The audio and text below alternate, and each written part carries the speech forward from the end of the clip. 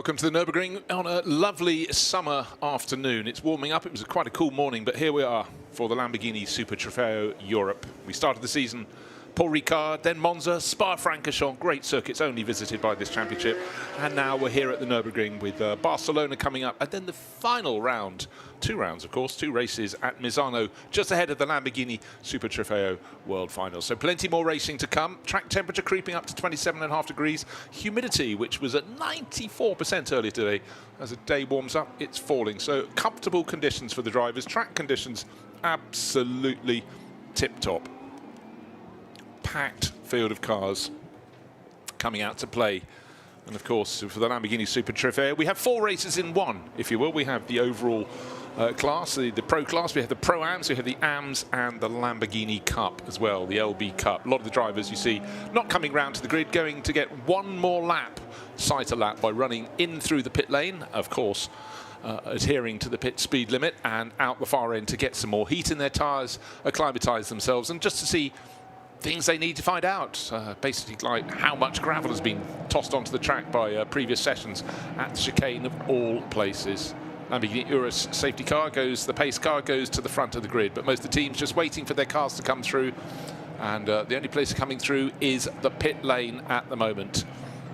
50-minute race this afternoon and another one tomorrow morning. Track conditions should be a little different for tomorrow's race because regardless of the weather, the race will be starting mid-morning rather than around lunchtime here at the Nürburgring. But the good news is it appears to be dry. You can see the wind blowing the trees around a little bit, and always when you're treated to a high shot above the Nürburgring, you can see what's coming in, because weather does come into the Nürburgring, and it can come in quite quickly here at the sort of altitude.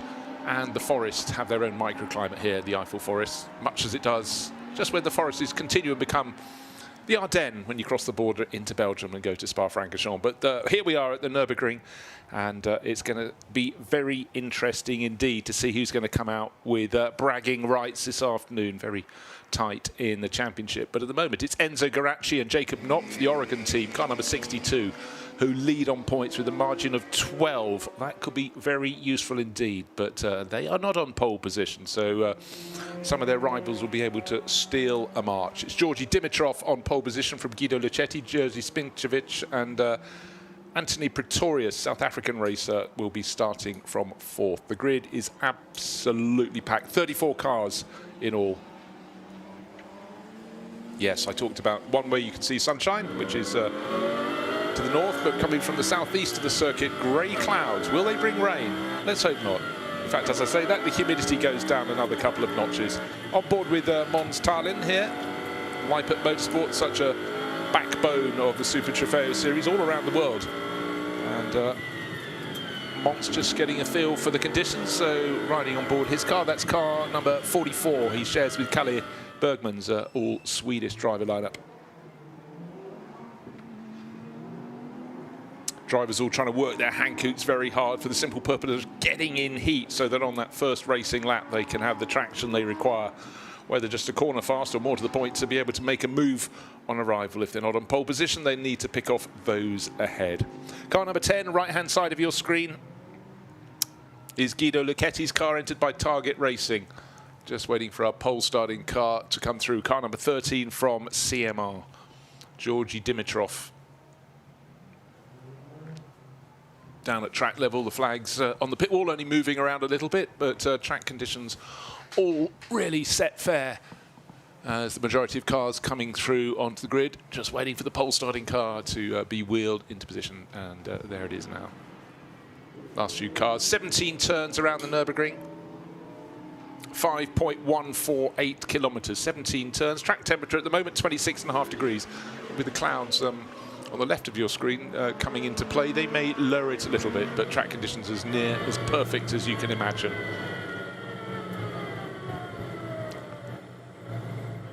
Right, that was car number 44 we were riding on board with, which will be starting in around 10th place. Mons Tarlin at the wheel. This is Guido Luchetti.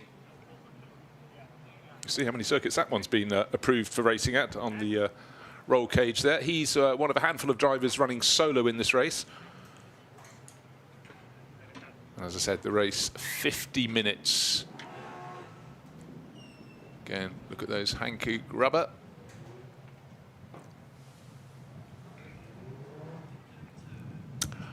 Tell you what, just looking down at the grid, and one of the new entries this weekend is a driver who knows the series very well. His name is Kiko Galbiati with Daytona. Kiko, it's nice to see you back here in Lamborghini Super Trofeo. Monza didn't really go your way, but you're okay after the crash in free practice, right? Yeah, thank you. I'm here, so I'm super happy about it. I have to thank for sure the BDR competition for this opportunity, and also Amaury. Now we are here. We start from P12. Tomorrow we start from P3. So we try to do our best and try to fight for the first positions. So did you watch Spa by any chance, race 1? Yeah, for sure, obviously. So you probably know well that you're surrounded by all the cars that crashed in turn 1 at Spa. Does that make you feel a bit nervous? No. Also because sometimes this kind happens, so we have just to go in front and try to do every time our best. And as a long-standing Lamborghini driver in Super Trofeo, having experience here is really, really important. What advice have you given on to your teammate? Yeah, every time to stay calm. Try to overtake not to the first corner, because every time it's very, very hard. We will try during the stint and we will see how it is. Grazie mille, in bocca al lupo. Good luck. Grazie. Thank you very much, Dakota, down there with Kiko Galbiati back on board.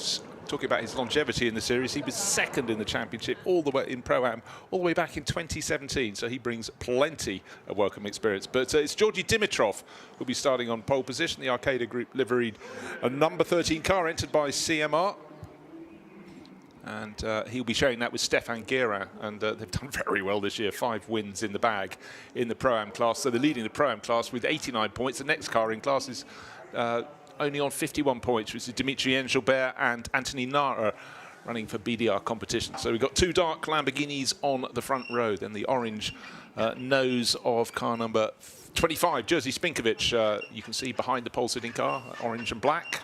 Jerzy likes to run solo. He'll be doing that again today, and alongside him is, tell you what, let's move along to car number 44, because Dakota has managed to move up the grid and is about to have a word. Callie, obviously starting in the middle of the pack today. Last race for you in Spa was not very good. I've just told Kiko to obviously watch out for the cars behind you. It's going to be very difficult. Weather is changing any minute. What's your advice to Mons going into the first corner? Especially just to keep the car as clean as possible at the start, to not make any mistakes and don't let people make mistakes for you, and just go out the first lap and take it easy so we can complete the whole race. Now, you have been selected as part of the Young Drivers Program for 2025. How do you think that Lamborghini have helped you as a young driver, and how will this program future your career? It's helped me a lot. Yesterday we had some media training, which is perfect for now, and we also go through the fastest lap after each qualifying, and it's a lot of good things you have come with it. Last question. This is obviously not your home race, but it is Lipa, your team's home race. Does that give you any kind of advantage here, because they know what the weather's doing? Yeah, and it's not my first time here, and I know the weather is a little bit Controllable? Yeah, exactly. So, we just have to cross our fingers and hope for good weather. Good luck. Thank you. Thank you. Thanks very much, Dakota, with down in the middle of the grid, and certainly that's a car that you have to look forward in this race. So Callie Bergman, he will take over from Mons Tarlin, and from Mons, again, another young driver looking to make his mark. Aren't they all, really? But don't forget, we've got 4 classes in all. Pro, you can see from the little orange triangle, the top left-hand corner of the screen. If you see a yellow triangle, it means it's a Pro-Am driver lineup. Am gets a green flash, and Lamborghini Cup gets a blue. There's Jerzy Spinkovic. He doesn't do with a teammate. He does it all himself, and you can see the color coding in the car to make everything as simple as possible on all the controls there. And Jerzy's having a very good season for Unique Racing. In fact, he won one of the 2 races. He won the first race at Spa-Francorchamps. Has also had 4th, 5th and 6th. So he's really getting better and better as he advances in the Lamborghini Super Trofeo. Well, moving around the grid, let's go and join Artline, because we've got Igor Oritsev, who'll be down there with Dakota. Igor, this place holds great memories for you after winning your first Super Trofeo race here at Race 2 last year. Are you feeling confident about today? I know Schotter's starting. Yeah, confident. We have a great pace, especially on the long distance. So look forward to it, and I hope I do a very good job in the second part of the race. Now, what do you think the weather's going to do? There are grey clouds this way. There's a few white clouds this way. Do you think it's going to rain? Is this going to affect your race? I don't think. I'll see. That's not very positive. Okay. If it's a small shower at the end, we'll deal with it. I'm not worried. I know that under wet, I'm one of the best as well, so I'm not worried. And Shota is really good in the wet too. So. Good confidence. Thank you very much. Good luck. Igor Oretsev, who of course had a phenomenal end to his season last year when he took victory in the dying laps of the Lamborghini World Finals. He was third in the European Championship as well. We thought that might be the end of him, but he's come back again this year, again with Shota Abkazava. So again, that teamwork really starting to work for them. Anthony Pretorius, don't have any too many South African drivers in the series, but he's really starting to make his mark this year. He's been took victory with Solus Löwenritter last time out, the second of the races at Spa-Francorchamps. Best result apart from that was third in the opening round. So he's hit the ground running this year, and great to have some new faces joining the mix. Fifth overall in the championship. It's actually remarkably close. The points in overall are 62 for Garacci and Knopp. Well, I tell you what, it's just telling you who was leading the championship. It was Enzo Garacci and Jacob Knopp. And let's go down, because Dakota has got Enzo to speak to her. Enzo, you got a big smile on your face starting the race in kind of the middle of the pack. Obviously, you're the championship leaders at the moment, which is incredible. But there's still 96 points to be gone till the end of the season. So what are you thinking? Yeah, we need to still be consistent till the end of the year to win this championship. Of course, we had an incredible start of the season, but now we need to continue our hard work and not give other guys some points. Yeah. Is there anything that you've learned from being here last year in Super Trofeo? Yeah, first corner is always really tough, especially when you're on the outside, so it's important to keep the inside. With 36 cars on the grid today and 26 nationalities, I mean, what do you think of the grid? It's incredible, isn't it, to see so many different cars, nationalities, for 54 drivers. It's a great series. What would you say? Yeah, it's an incredible series. We have plenty of good drivers over here, so it's always good to know how everybody is fighting and how everybody is managing the start of the race. Bon chance. Good luck for the rest of it. I think we'd better go.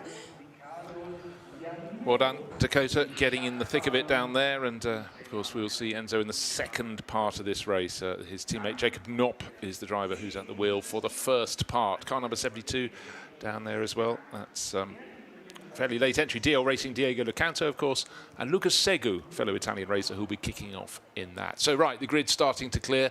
All those rows of cars up the order. It's like almost a late bid for going in to catch a wheel with Georgi Dimitrov down on the grid, so Dakota leaving it late. But let's go down. Let's go and join our pole sitter. And let's hear the thoughts of Georgi Dimitrov. Georgie, now they're just clearing the grid in front of us. I think we've got a little bit of time left. I'm going to ask you one question. Are you ready to go? Yeah, absolutely excited to get the race going, and yeah, just want to get going and deliver a good result for the team. There's no better place to start than when you're starting. We'll let you get focused. Good luck. Thank you. And I think we're about to get ready to go. Thank you very much, Dakota. I think you need to get some wheels on and scoot off the grid. But Georgi Dimitrov, you can sense the focus he has. He's sharing with Stefan Guerin, but really dominating the Pro-Am class. Georgi very much making his mark in the championship this year. So now we have the full grid of cars waiting to come out and play in the race. The first of two races here.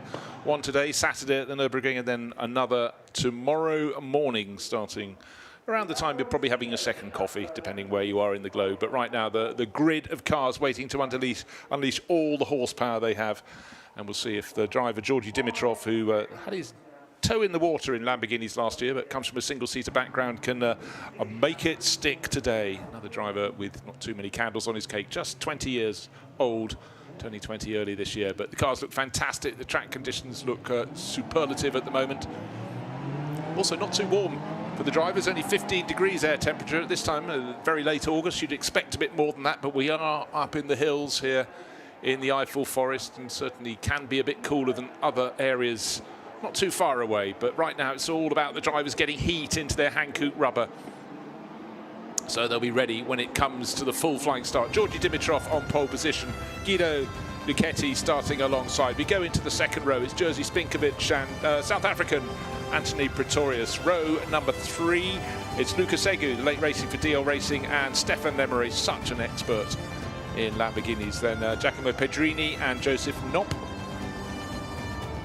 And Iannello and Strignano, all Italian lineup in row number 5. Row 6, Mons Tarlin in one of our camera cars, and Kai Rilletz, who's got a very handy teammate in Kiko Gilbiati. Shotab Kazava, Artline, we heard from his teammate Orentsev, and Wisniewski on row number 7. Row 8, Formagnac, been racing for so many years, and Ugo back alongside then Karim Oje, going very well indeed in his class, and Massimo Ciglia, Anthony Nara, and Pablo Schum, new German racer, Paolo Bilieri, and Pier Giacomo Randazzo running down in 11th. We've got 17 rows in all. Then Hiroshi Hamaguchi, good to have him back, and American racer Gerhard Watzinger, and then Philip Tang and Alessio Ruffini, row number 13. Row 14, Terzo and Claude-Yves Gosselin, Francesco Terzo, and then we go Alberto Hernandez Ortega from Mexico, Holger Hansson, who's racing for GT3 Poland, and then towards the back we got Chan and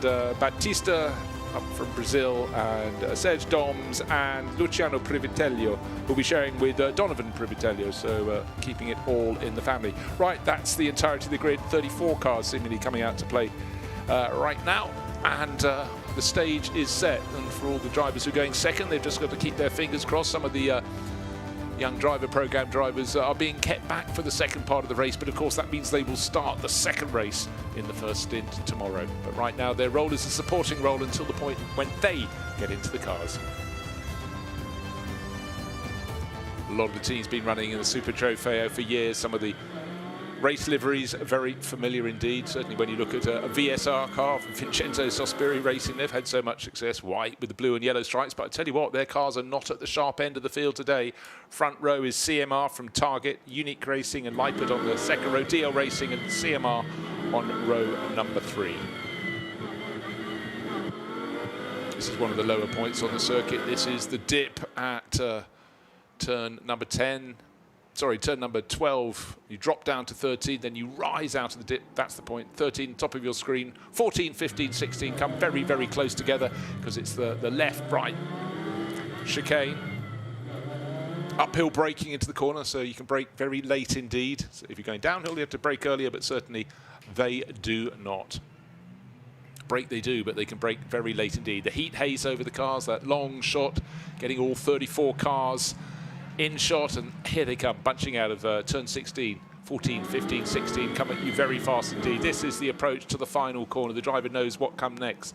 They need to be in 2x2 formation. We've got 50 minutes of racing. This is the first of 2 races for the Lamborghini Super Trofeo Europe here at the Nürburgring. We've raced at Paul Ricard, we've raced at Monza from Spa-Francorchamps, and now the 4th batch of 2 races, and it's a very, very good start at the Nürburgring from our pole sitter, from Georgi Dimitrov, and it looks like there's a challenge for second place in behind. Yeah, the orange nose of Jerzy Spinkovic surely will be able to get the job done and move into second place, because there's no, oh dearie me, from 4th and 5th place having a bit of contact, but it was Luchetti waiting, and Luchetti somehow between turn 1 and 2 has managed to get back into second place. I thought the job was done, but Jerzy Spinkovic is tucked back in 3rd place, and our pole starter, Georgi Dimitrov, doing a good job of making a break. Those behind necessarily slightly trip themselves up. Turn 4 here, such a tight, slow corner, but it's almost grid order at the front, except for Jerzy Spinkovic, who started 3rd in that orange nose car, went up to 2nd, is now back in the sort out down at turn 3 to 4th position. Some you win, some you lose, quite plainly. We'll run you who's where in the respective classes, but we haven't got a Pro-Am driver in the lead of the race, or a driver in a Pro-Am car. It's Georgi Dimitrov, all black car down at turn 8. Let's see if everybody else behaves into the hairpin. A couple of the Oregon team cars very close together.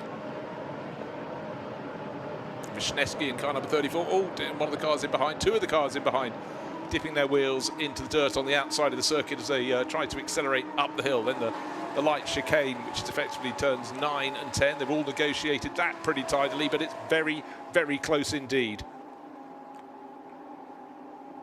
close indeed, with the exception, one might say, of our race leader who's made that break. In fact, the first 3 cars now starting to get clear of Jerzy Spinkovic, who's down in 4th place. Dimitrov, Luchetti trying to make good their escape. Here they come, the front row in grid order coming through. There's been a fair bit of sorting out in behind. Lukas Segu, who's moved up to 3rd place overall. Spinkovic in 4th, and car number 9 being shoved a little bit wide. That's Pedrini. He'd risen up the order a little bit, but has fallen back and has just lost, I think, another place to the chasing VSR car of Riccardo Ianiello. So that has worked. Yeah, there it is. White, yellow and blue flash car has gained a position, and there was going to be a little fight back into the next corner. No, there wasn't. Tucked it behind the Oregon team entry, gaining ground as well. But at the end of that opening lap, 1.4 seconds was the margin for our race leader, Georgi Dimitros, over Guido Luchetti, and then another best part of a second back to Lukas Segu in 3rd place. Segu went well. He started 5th. He's up to 3rd. And of course, when you have those that gain, you have those that lose. And one that did seem to lose out was Jerzy Spinkovic. Got into 2nd place, fallen back to 4th.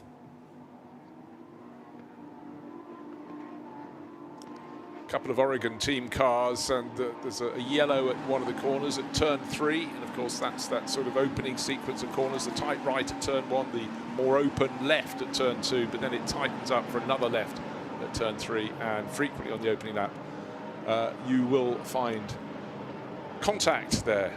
Either it finds you or you find it.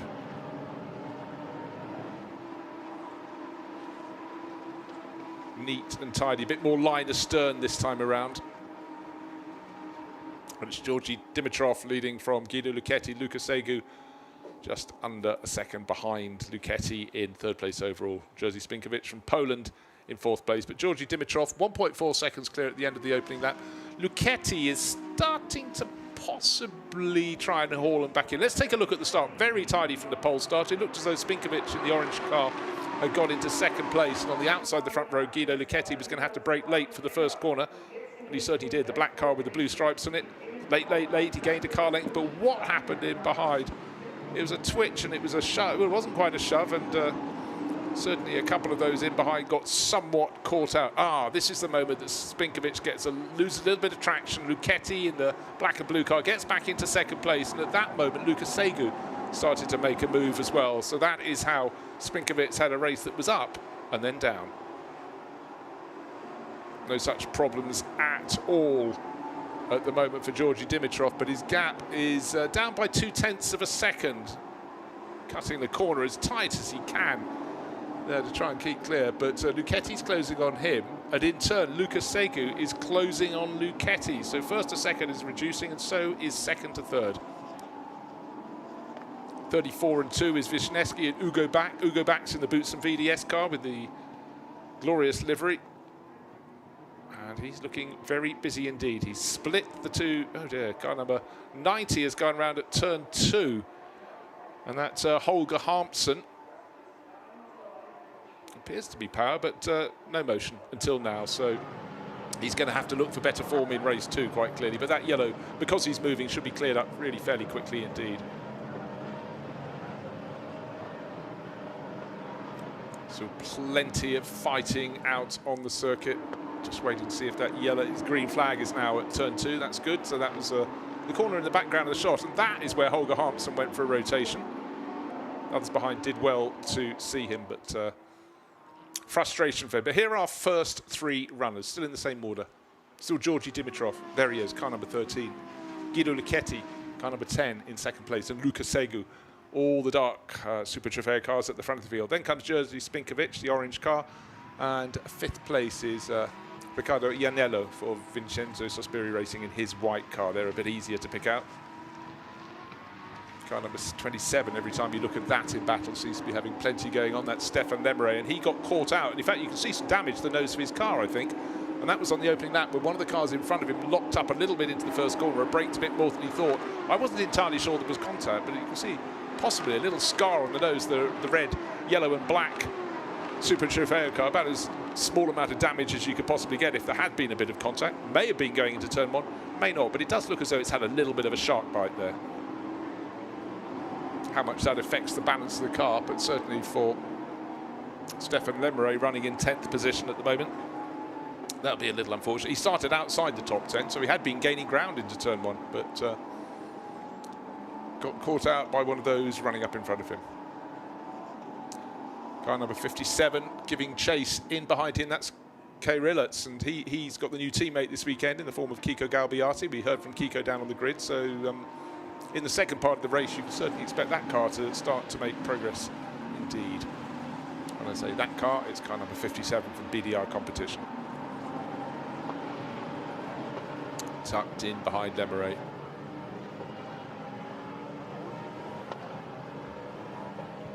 Again, it's how hard you push your tyres, how soon in this race. It's only a 50-minute race, but certainly there will be a sweet spot, and you don't want to use up your tyre life unnecessarily early in the race. You want to try and keep it fair. Up front, though, there is definitely a story shaping up here. Gap at the end of the opening lap was 1.4 seconds. It came down to just under 1.2. It's now just over 1.2, but I sensed in the first part of this lap that Guido Lucchetti was closing in second place, but the second part of the lap, oh, he is very slightly, but I mean, we're dealing thousandths, and all along, just about hanging on is Lucas Seiko in third place. The real racing is somewhat further back. Andre Pretorius, actually, just the blue car just going out the bottom of your screen, is the one who lost out in the opening of the lap, the one that I think Stefan Lemeret may have had a little contact with as they braked into the first corner, and certainly if that was the case, Lemeret had been very, very fast on that rolling start, had gained ground.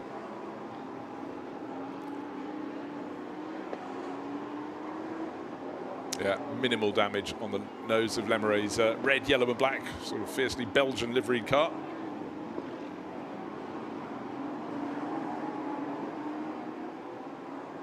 Everybody else behaving very nicely. Now, Georgi Dimitrov leads the Pro-Am class, leads the race. And you can see another Pro-Am entry, Lucas Segu in third place. You've got the green background for their names. And Stefan Lemeret, car number 27, of course, that's running hard at the moment. But where is it going to find a way past? Where? Down the hill they go. The Nürburgring has far more vertical rise and fall than you expect. You look at it in TV, you can see they're dropping, but when you walk it, you can certainly feel it. And down to turn 8. This is a long, long right-hand hairpin. Good exit from here is important as you come up to the fantastic sort of Schumacher S here. This is turn 9, that's the entry, and turn 10. A lot of drivers ride the curbs there. Yeah, actually neat and tidy, and I'd say right there, Joseph Knopp, who's chasing Pedrini, is really giving it some to try and improve.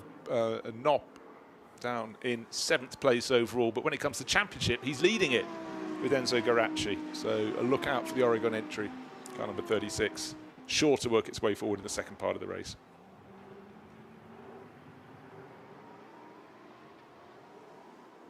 So there's the order in the pro class. Lucchetti, Spinkovic, Ianiello, but in the overall race, they're running in 2nd, 4th and 5th positions because we've got a couple of Pro-Am entries. Georgi Dimitrov leading the race, but there he is, number 13, Dimitrov crosses the line. What's the gap back to the car with the blue flashes? Under a second, indeed. It went down from 1.2 seconds to 0.6 of a second. So Guido Lucchetti feeling more and more confidence as he's pushing. Of course, what he wants is there to be nobody likely to get in the way. We're about to have a passing manoeuvre. Joseph Knopp, championship leader, had a little think about it. He doesn't like being down in 7th place overall, but no, for now he's got to be content. Behind Pedrini, nothing he can do.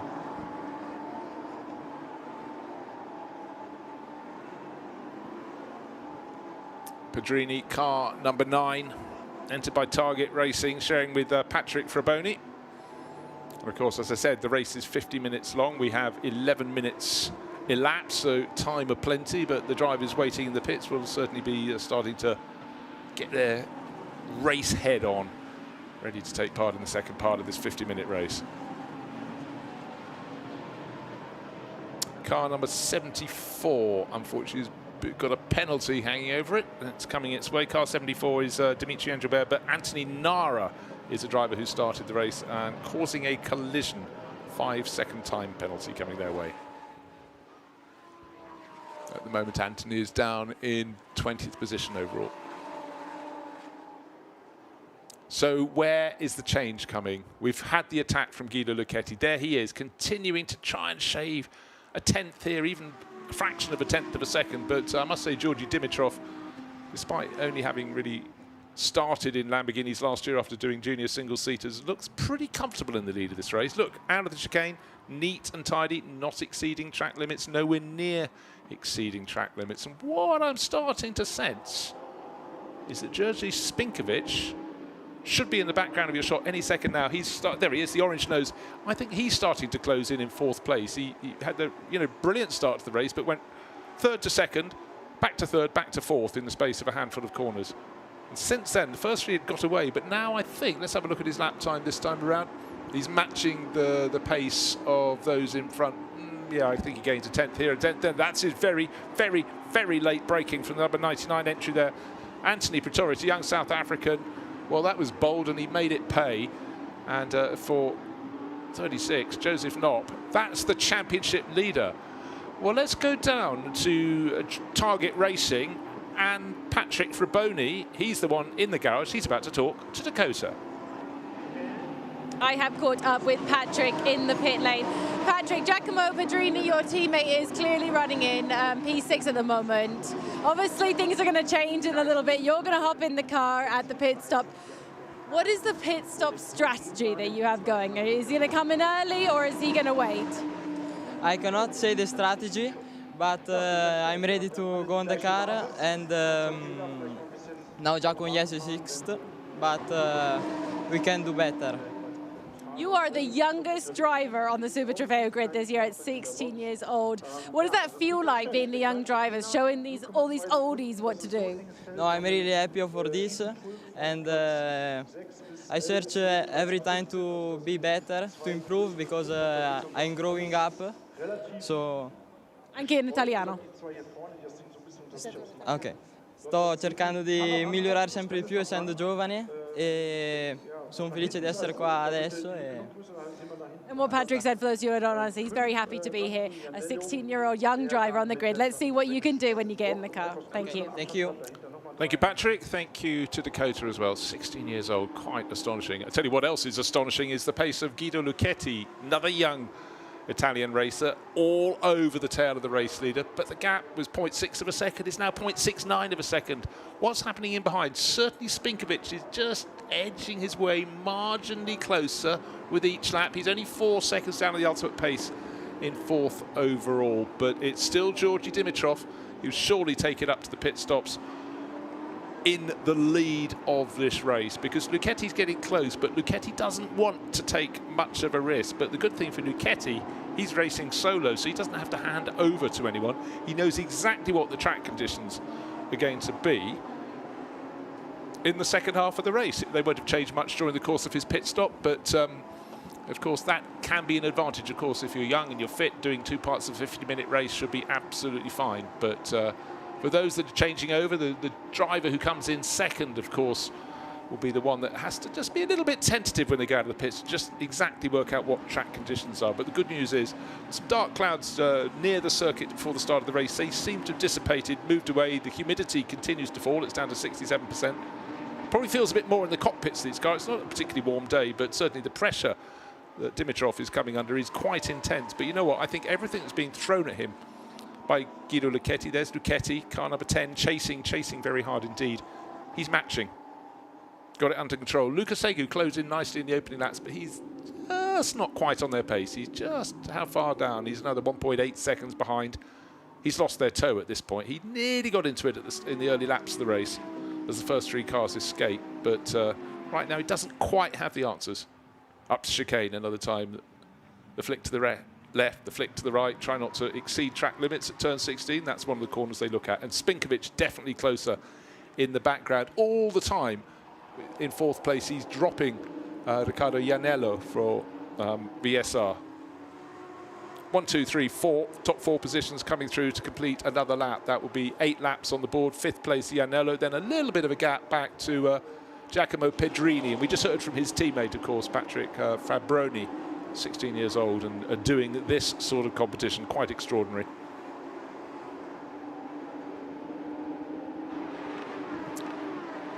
still some great battling down the order. Car 12 being pushed very hard indeed. Just looking for a gap here, a gap there. Car 12, great livery for Artline. That's Shota Abkazava. And we heard from his teammate Igor Orychev, who will take over that later in the race. Shota is running 4th in the Pro-Am class, 14th overall, and he's got Bronislav Formanek some distance up the track, about 5-6 seconds ahead of him. Right, this is the battle for the lead of the race. This is the cars in the front row. First corner, second corner, the number 10 car of Luchetti was demoted to from second to third, fought back in turn 3, and put Jerzy Spinkovic back behind him. And since then, he's closed the gap. It went out to 1 and a bit seconds on the opening lap, and it's come down to just under 0.6 of a second now. But I must say, Dimitrov is not leaving many gaps for Luchetti to really take a serious dive into.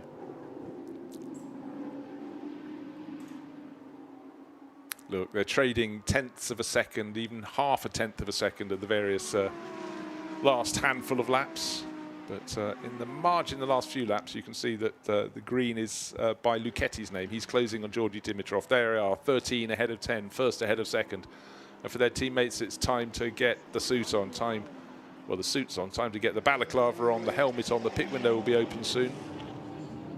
And also just double checking that everybody else has been behaving. We're still getting lots of track limit success, particularly at turn 4 when you're leaving the arena section at the opening part of the lap, the complex. Here's turn 1. Let's just talk you through the first few corners down to turn 1. Get near the apex, but it's all about the exit speed and how you can position the car for the second point. There's turn 2. They're now starting to turn to the left. It's a long, long corner. If you get it wrong, there's plenty of runoff on the outside, but you'll have lost the position. Then braking heavily for turn 3. This seems really tight. They cut it enormously. Then they have to slow down even more for turn 4, the right-hander. And then it's hard on the power. And then the track really starts to open up. Dimitri Engelbert, they're waiting for Anthony Nara to come in. They're the crew, if I remember rightly, who've got the 5-second penalty coming their way for causing a collision. So French racer Anthony Nara will be a little bit frustrated with that. And the good news for quite a few of the chasing drivers is the gap between... as soon as it closes down, it opens up again. But I was going to say Lucas Segu seems much closer in car number 72 in 3rd place overall. But for a lot of these drivers, their race is going to be run very soon indeed. When the pit window opens, they hand over to their second racers. A lot of cars still really rather understeering at turn 8, that hairpin, where the track slightly cups them and then fires them back up the hill because there's a slight bowling effect on that right-hand hairpin. All welcomed by the drivers, of course, gives them a lot more traction. Oh, a little bit of a mistake there from Guido Luchetti in front of his car, just not wanting to sort of stay where he wanted to put it. That would have suddenly bought a little bit of time, a tiny little element of time for the driver, who's still leading. The driver from pole position, Dimitri Engelbert. There we are. Sun bouncing off the flanks, the CMR entry. Good news. We thought rain might be coming our way, but settling down. But every time Luchetti drops back, he catches up a little bit more. And all along, Lucas Sego's getting slightly closer in 3rd place. 5th place there is Janello Pedrini in the background. Then it's very tight indeed. The first person to blink and drive to the side of the pits is championship leader Jacob Knott. First one to come in and hand over to his teammate Enzo Garacci, and he's absolutely maximising his pace. Coming in, has to get it down to the pit lane speed limit by the white line. He's just crossed, but I think that was a wise tactic because he was running down around 6th or 7th position. Those outside the top 10 seem to be quite happy to come in and hand over their teammates. Definitely if you're in the Pro-Am class, you know, for a lot of people, you've got your pro to do the second part of the race. You want them to have as long as they possibly can in the car. Georgi Dimitrov not just leading the race, he's also leading the Pro-Am class. He's got a really experienced teammate to take over from him. So Stefan Guerin will be waiting, but I think they've got the scope to decide according to how much pressure is coming on our race leader as to when he's brought in, because certainly in terms of his teammate, Stefan Guerin has been there, seen it, done it, got the T-shirt.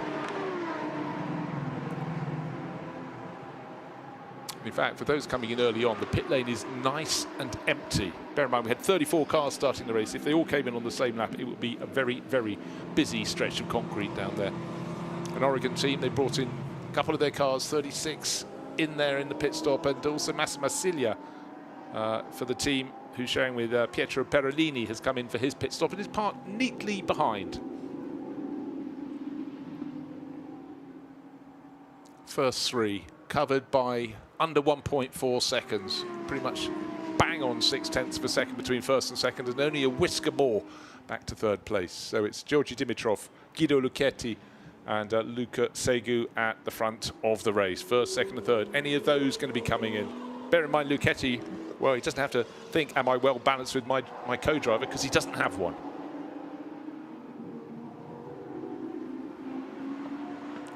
(34 and 2) having their own little scrap. Somewhat further down the order, that's Wisniewski ahead of Ugo Bach. Polish racer Wisniewski, 14th place overall. In those long-standing colours, the pink nose, the yellow to the green of the Oregon team cars. He's diving in. Okay, Wisniewski and Ugo Bach for the Boots and VDS entry. He's carrying on. But in time, Renaud Kuppens will be waiting to take over from him.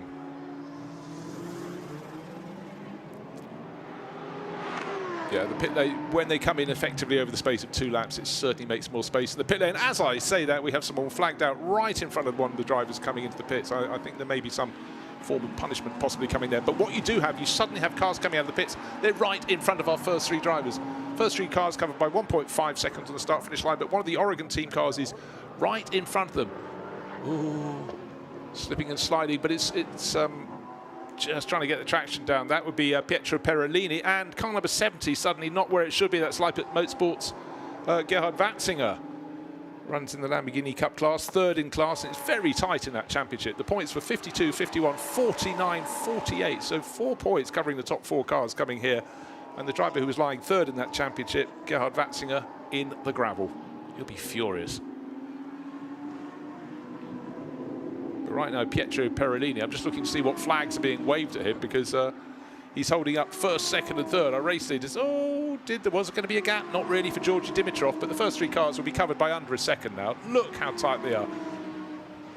Lucas Segu in the background was having a look in. Could he get past Luchetti into 2nd place? Luchetti not leaving a door open. Luchetti looks like he's coming into the pits. He backs off a little bit, so staying in the lead, but stuck behind the number 61 Pietro Perolini car is Georgi Dimitrov. And that might be a very clever move, because Luchetti has to do his pit stop. They all have to do their pit stop, but he's not being delayed by someone who's come out from the pits, who is potentially slower. But of course, for Luchetti, he's got no co-driver. He's going to do the second part of the race as well. Walking back down there, driver car number 61.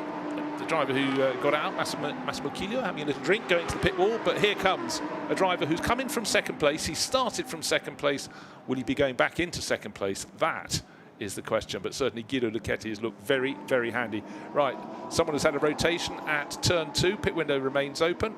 Yellow flag down at turn 2. So those out on the track, of course, have to be marginally slower and certainly wary of what's in front of them at turn 2.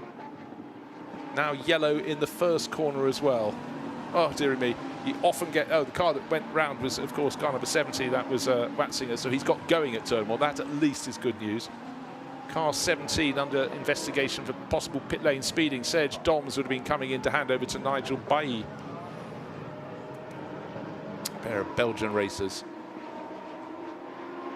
But this, I don't think, has been really helpful at all for Georgi Dimitrov, who's probably going to dive into the pits this time around. He's suddenly got Luca Segu right onto his tail, as close in 2nd place as Guido Luchetti ever was. But Guido dived for the pits last time around. And even here, you can see those 2 Oregon cars just compromising our race leader, Georgi Dimitrov. This race engineer will be on the phone. You know, these cars aren't going slowly, the Oregon team cars, but ever since the start of the race, Georgi Dimitrov has been controlling the pace. Others have almost matched it, but he's had that primary position, and now he's got Serge Luca Segu all over him. And in he comes from the excuse me, from the lead of the race. Georgi Dimitrov diving in a lap after the car that had been 2nd, Guido Luchetti, came in. And right now, Luca Segu is thinking, maybe I can do a faster lap without the race leader in front of me. So he's going on for 1 further lap before he hands over to his teammate. And in the case of Luca Sego, it's Diego Locanto, so Luca would probably want to do the lion's share of the laps. The pit window remains open. Georgi Dimitrov, leader in the Pro-Am class, leading this race, handing over to Stefan Guerin. So Stefan there with the sort of carbon fibre livery helmet, climbing aboard car number 13. CMR just checking all is okay. But of course, the driver getting out can't just walk away, has to strap in the one getting in. So young British racer Georgi Dimitrov doing the task required of him. And this just is not good news. This desire to do an extra lap, car number 72, Luca Segu, because he wants to stay out as long as he possibly can, he's being marginally compromised by the two Oregon cars in front of him. He's flashing his lights. It's making no difference at all to them. Jerzy Spinkovic came in from 4th place. Riccardo Iannello came in from 5th place. They're waiting for the time to go here, but having to take risks to go around the outside, that could be diminishing returns, but just made it stick there. Luca Segu got the move done, but he's been delayed. And I expect when all the front runners have made their pit stops, he'll not find himself having advanced from what had been a close, competitive 3rd place. The big question is, as we have the car that Dimitrov started coming back out onto the circuit, now in the hands of Stefan Guerin, where it will slot in, who will be around him.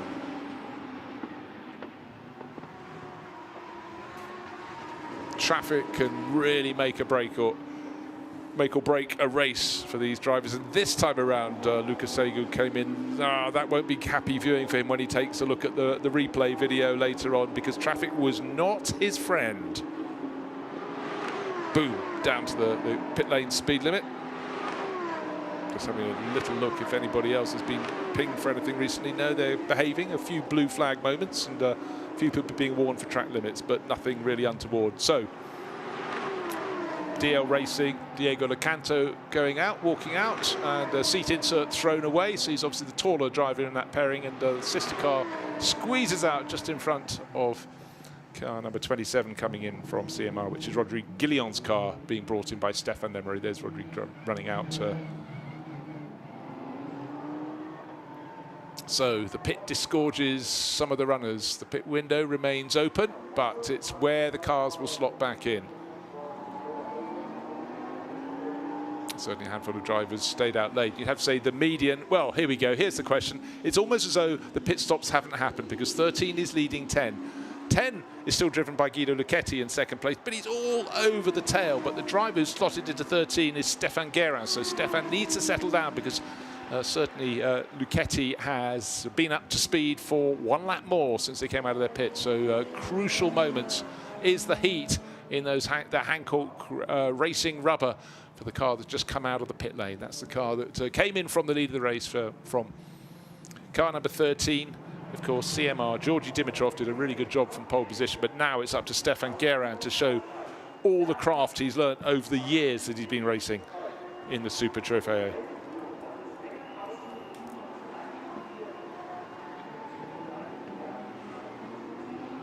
Many a slip can come on the first lap as drivers get out of the pits, and I think we just had a change for the lead. Yes, we have indeed, down into the first corner by dint of having more heat in his tyres, more, and also he did the first part of the race. Guido Lucchetti just looked much more comfortable than Stefan Guerin. Dived into the first corner, both looking at those cars up in front, but 72 is in front of the pair of them. So Luca Segu was 3rd. The car in 2nd was 2nd, the car in 3rd was 1st. If you see, the whole order has flipped. But right now, it means that Diego Locanto has got to drive the race of his life to try and hold back Stefan Guerin. Poor old Gerhard Watzinger, we heard the car had moved from turn 1. I didn't realise it was being suspended in the air, so American racer will be frustrated there. And you did feel Diego Locanto was going to be on borrowed time in the lead of the race. That was a little bit robust down there, half a gap, possibly no more than that. And certainly Guido Lucchetti decided that was the moment he was going to go for it. And of course, like their rivals, Locanto had not long come out of the pit, so his tyres wouldn't be in the best of shape. He'd just been gauging the position. Stefan Guerin, here he is, car number 13, took over from first half of the race leader, which of course was Georgi Dimitrov. Can he match his teammate and go up the order. But let's take a look. This is a replay coming down into turn 8. Well, there wasn't a car width there. Maybe there was as they came down the hill, but Locanto started to turn in. And at that point, I'd suggest that there wasn't a great deal that the chasing car could do, because they were already committed. Lucchetti diving up the inside, and contact clear for all to see.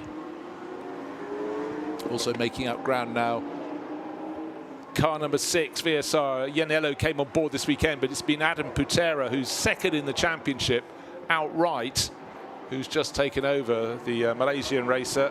Normally been driving with Paul Levette, but this weekend a change, Iannello coming in. And that is a car making its way forward. But he's got the number 36 all over his tail, Enzo Garacci. He's not leading the championship for nothing with Jakob Knopp, and Garacci the quicker of that driver pairing for the Oregon team, and he's certainly starting to close in. Car number 36 with the pink nose and the green tail and the yellow in between. All right, now Putera. So much less experience at this level, certainly at the Nürburgring.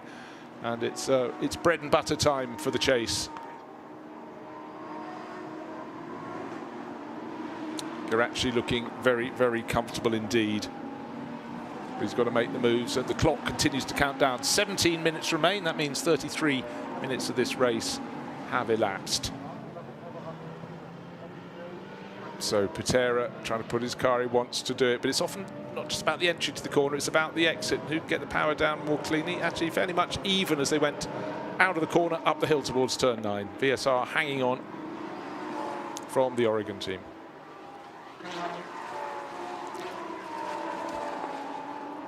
But Lucchetti leading the race and waiting to see how it settles down. Those in behind, I sense that number 6 is starting to make progress. Adam Putera there, he's actually starting to drop little by little into Garacci. I expected Garacci just to pick him off. He is not doing so right now.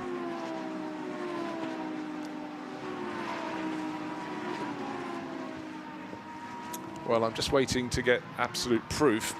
Is that Georgi Dimitrov staying on for the second part of the race? I thought we saw a driver change. He was supposed to be handing over to Stefan Guerra, but I'll just see if I've got any messages coming in, because sometimes drivers forget to flick the driver ID button, a switch to identify. But at the moment, we have to say it's Lucchetti from Dimitrov, according to the graphic. Adam Putera, third place, and going very well indeed. Enzo Garacci, there he is, third and fourth. And Garacci's attacked from so late. I mean, the postman had left and he was posting the letter, but now Putera will be upset by that. But if he can hold on, because the outside line is where Garacci's placed himself. It's the longer way round, but he's going to have to dive across the nose of the VSFR car if he wants to turn into turn 3. He puts himself in danger, gets in front before turn 4. You know what, I think Putera was very gentlemanly there, because Garacci certainly was the agitator in that group.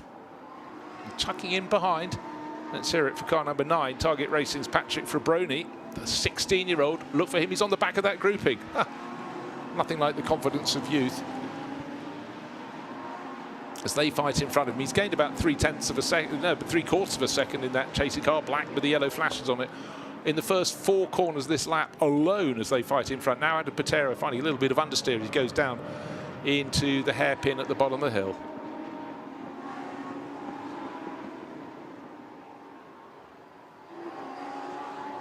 I'm just looking to see who is leading the Lamborghini Cup class.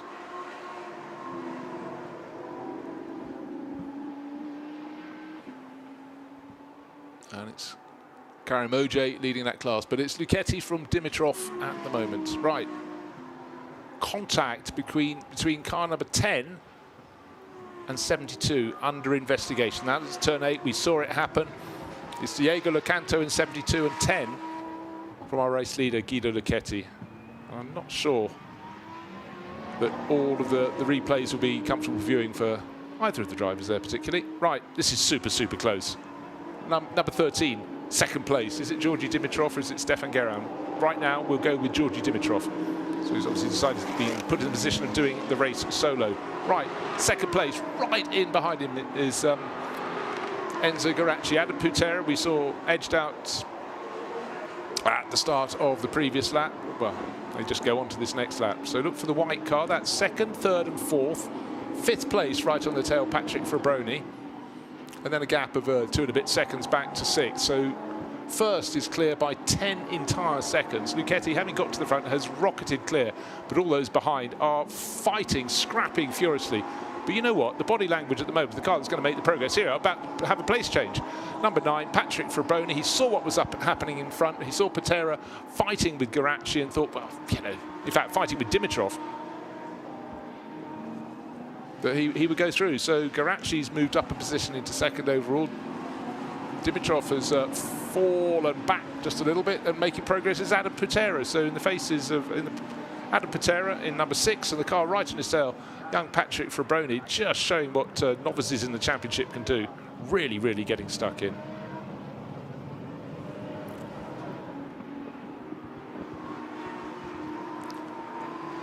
Well, some great racing and certainly plenty of incident to digest here. And we're not over yet. 12.5 minutes remain out of the 50.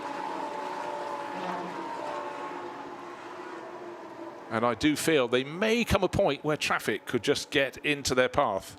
Let's have a look. This is looking down the order, looking to see who is making the moves. And the Oregon team, car number 61, driver just starting to make progress. That's Petro Berolini going ahead of Guillon. So that was a change of position in their class.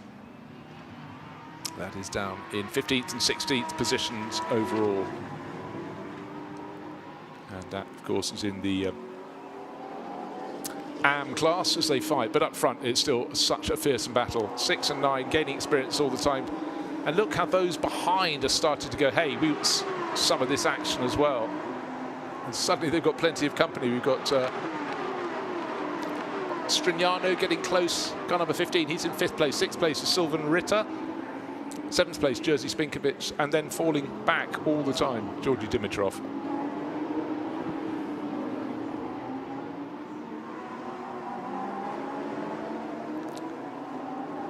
But Lucchetti, home and hose. And talk about closing speed there. Under pressure from Strignano. Fraboni nearly missed his braking point into turn 4. Was caught out a bit by... it's quite madly entertaining here because it's just side by side. Patera has no answer to the pace. The absolute charge from Ritter. Car number 99. It's just picked them off as though they were standing still. There's 99. He's picked them off as well. Oh gosh, it's chopping and changing. What looks like it's going to be 5 cars running nose to tail didn't look as though there were going to be many changes. It's all happening. And the one that went missing, I couldn't work out why it was tumbling down the order, is car number 13. Started from pole in the hands of Georgi Dimitrov. I thought he was changing to Stefan Guerra. He appears to have done the second part of the race and maybe living to regret it. Did he jump or was he pushed? This is at turn 5. Very fast left-hander. And let's see if he can get going, if he can get going, or it might have to be accelerated into something else. But certainly it suddenly got very busy at the start of this lap. No problems at all for Guido Lucchetti, except just seen on screen, 5-second penalty for causing a collision. He's sitting 10 seconds clear, so it shouldn't hurt him too much.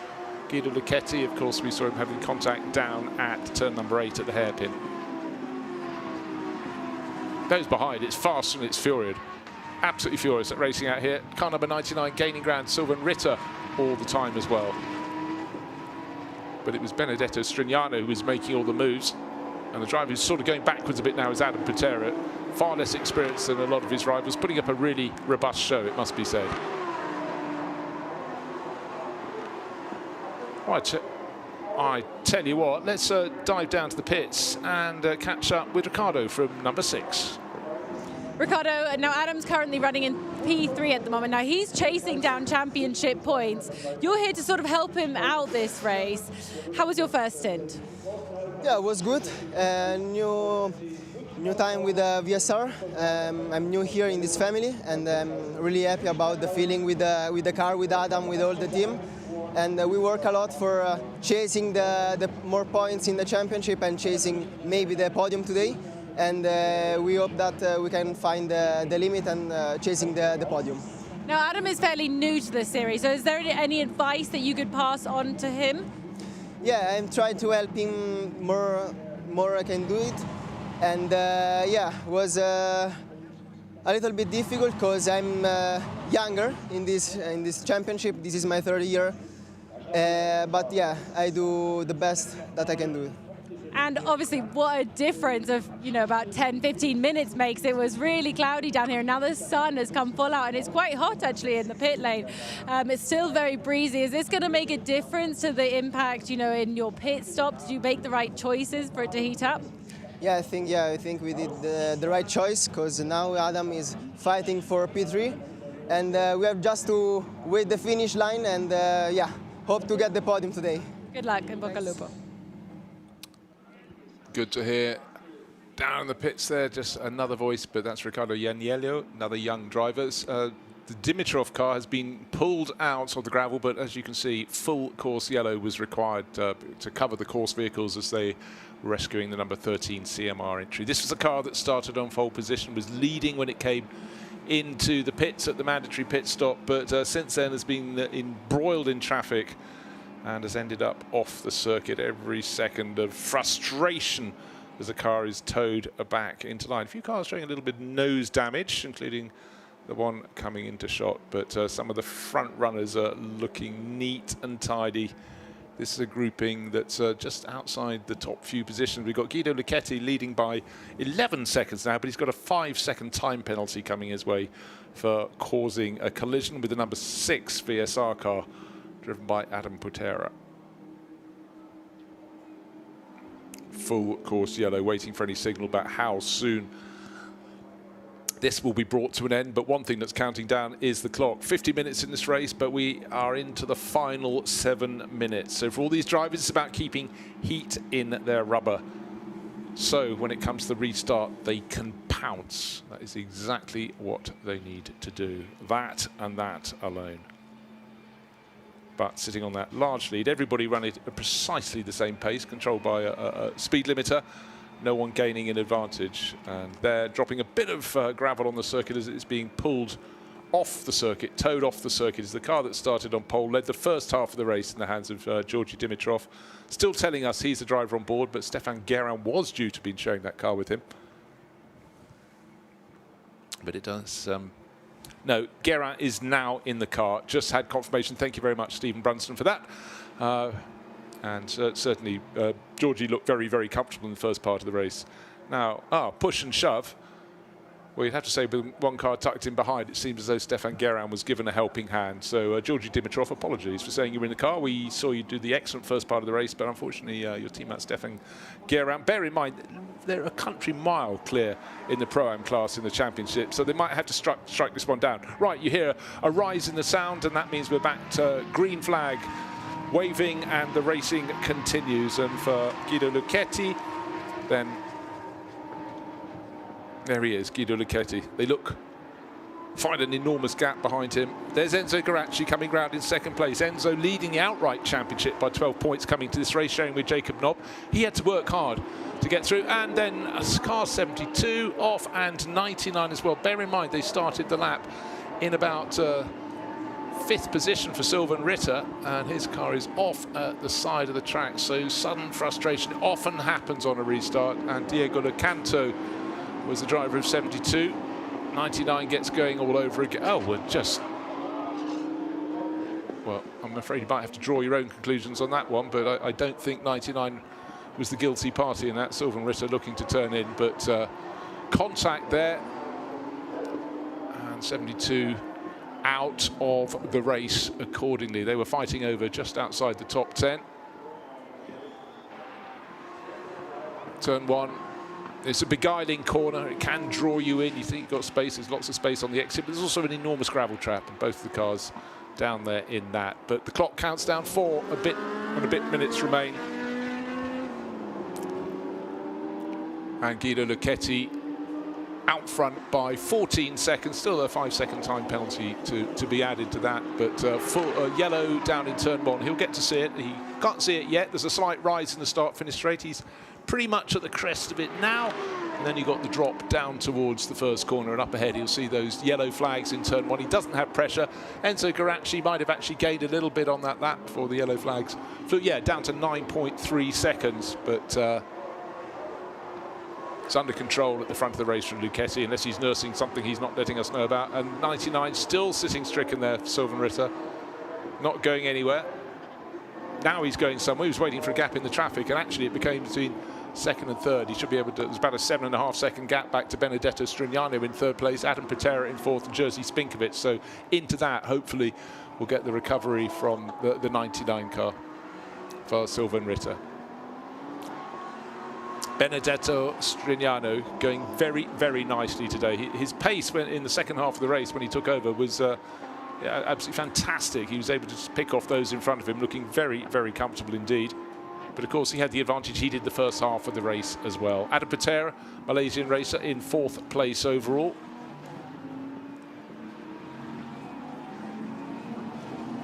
And behind Patera, about 1.5 seconds back to Jerzy Spinkovic. Then he's got car 57 closing in. We heard from Kiko Galbiati down on the grid. He's the driver. Sorry, Kai Rilletz is still listed as in that car, but I think it should be Kiko who is due to do the second half of the race. The driver who's probably a bit like Stefan Guerin, forgotten to flick the switch, the driver ID switch. And Stefan Racina, white, blue and red car number 11, making the sort of progress you'd expect from him, leading his class. Car number 11 just going very nicely indeed, in the pressing on all the time, leading the Pro-Am class, just ahead of Igor Oretsev, a couple of the top Lamborghini drivers over the past handful of years. So maybe this one's not yet over. 21 laps on the board, just under 2 minutes remaining. So this lap and possibly one more for the front runners to be negotiated. And red flag. So here we are with, as I said, just 1 minute 40 something seconds, and it's because 99 is still sitting stricken down there on the exit of turn 1, and along with that, Diego Lecanto's car number 72 in the tyre wall on the exit of the corner. I can only presume that's the reason why we've had the red flag flown. So for Guido Lucchetti, 8.7 seconds. His winning margin. What I have to see is if the 5 seconds have been added already, but either way, even if 5 more seconds have to come off Lucchetti's time, it's victory for him. And for those behind, they're just getting the message. They've seen the red flags out around the circuit. But for now, the finishing order seems to be Lucchetti from Geraci, from Strignano, from Patera, Spinkovic and Kai Rilletz. This is the replay of the helping hand from Lecanto into the side of Sylvain Ritter. And that's what eventually caused the red flag.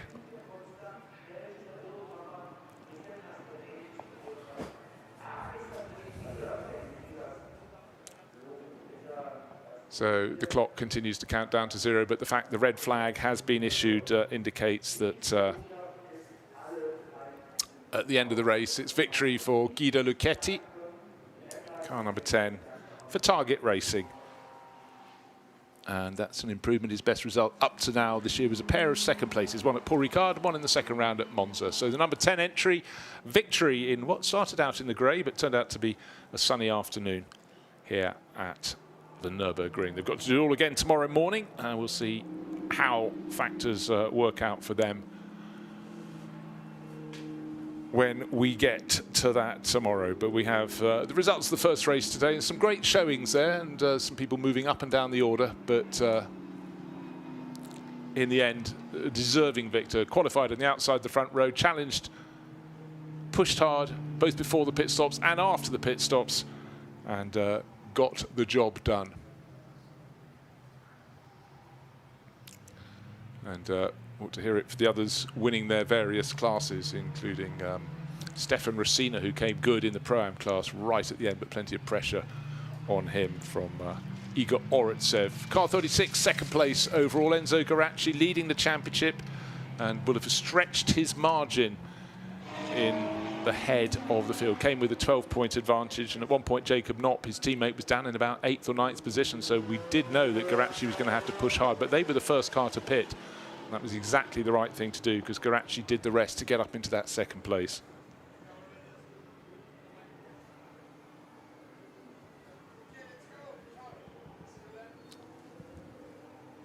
So it turned into a sunny afternoon here at the Nürburgring, but a lot of people They had some quite hard work there.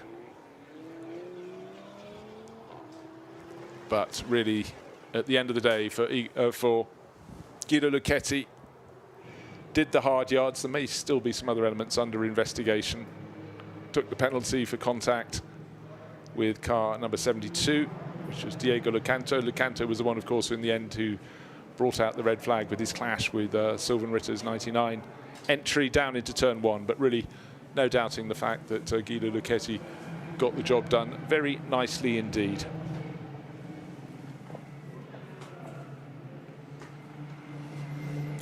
So we started with 34 cars, and I think for those coming back into the pit lane, we got at least 30 of them back at the end. They've got to do it all again tomorrow, Sunday morning here at the Nürburgring. Don't know what the conditions will be, but for now, any threat of rain seems to have moved away.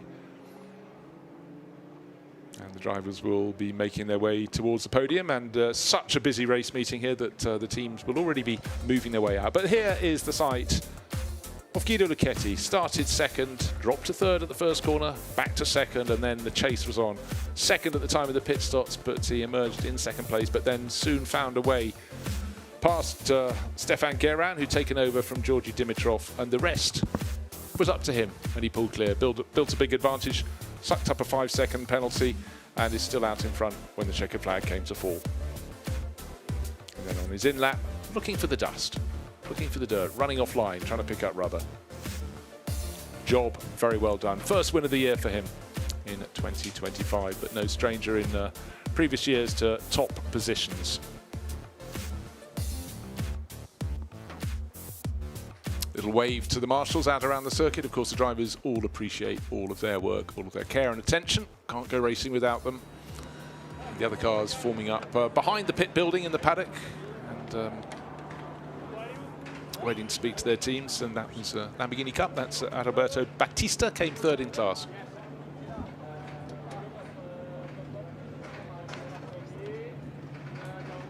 For a lot of the drivers, they'll be ruining moments when they didn't quite get it right, and be happy with those when they did. But to get on the podium here in the sunshine at the Nürburgring is sort of one of the reasons they come racing. But here is our race winner.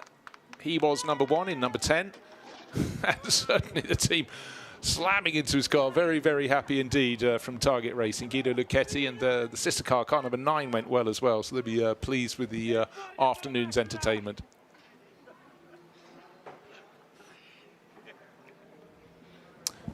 Just a moment for Guido Lucchetti to pause for thought there and gather that the win is his.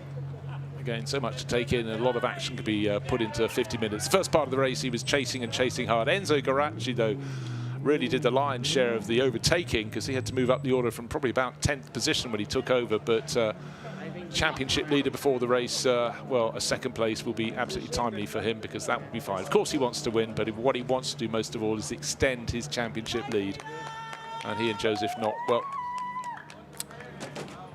well, let's go down. I think it's probably going to be time to hear from our winner. He's very happy. He's Guido Lucchetti. Guido, massive congratulations. I can see the look on your face. Absolutely well deserved. How are you feeling? There are no words in the world to describe how I'm feeling, really. It's not just my first win in the Super Trofeo, it's my first win in motorsport in general. So it's really hard. I don't think that there's a language really to describe how I'm feeling right now. I feel like it's so deserved.